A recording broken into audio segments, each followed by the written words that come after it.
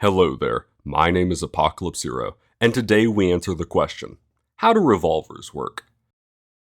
First, let's take a quick look at what people usually refer to as the bullet. Cartridges. The actual bullet is just the tip of the cartridge, the projectile that is launched out of the front of the barrel. The body of the cartridge that holds the whole package together is the casing. Inside of the casing is the gunpowder, the explosive stuff that propels the bullet forward. And on the end of the cartridge is the primer, which ignites the gunpowder upon being struck by the firing pin. Now on to the parts of the revolver, which there are technically a multitude of, but we're going to keep it down to brass tacks. The part where the bullet is ejected from is the barrel. The spinny part where the cartridges sit waiting to be fired is the cylinder.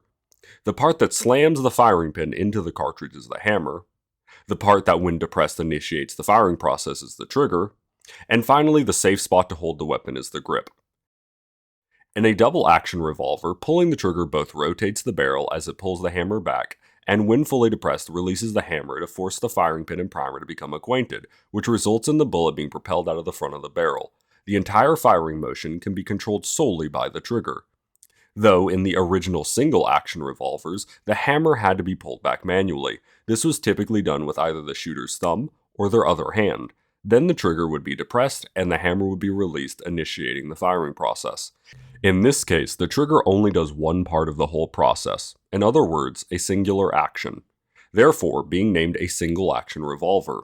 This is the basis for the age-old Western trope of fanning the hammer, where one holds down the trigger as they use their other palm to quickly pull the hammer back repeatedly, resulting in a far faster but far less accurate volley of bullets. Spraying and praying with a double-action revolver, much like semi-automatic weapons, is done by just depressing the trigger rapidly. Single-action revolvers also take far less force to depress the trigger, since the majority of the firing action is done while pulling the hammer back.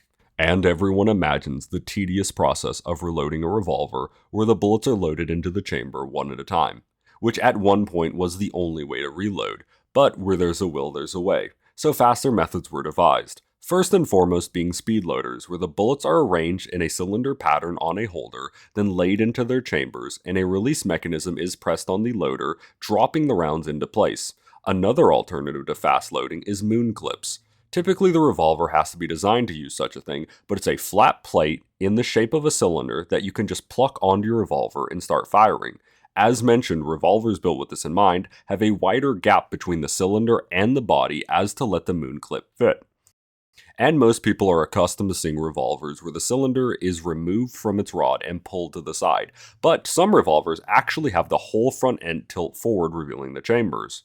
In terms of safety, revolvers have their pros and cons. On one hand, it is very easy to set the gun in an inert position where it cannot fire, by either separating the cylinder from the firing mechanism or leaving the following chamber or chambers empty, and I do mean following, because the one currently in line with the hammer will be rotated out of the way as the hammer pulls back. But on the other hand, the safe area to put your hand on a revolver is limited to the grip.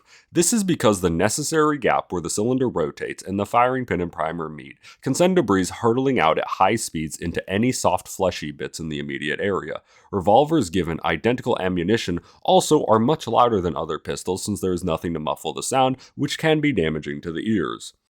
Given all this information, go get 'em, cowboy! Yeah!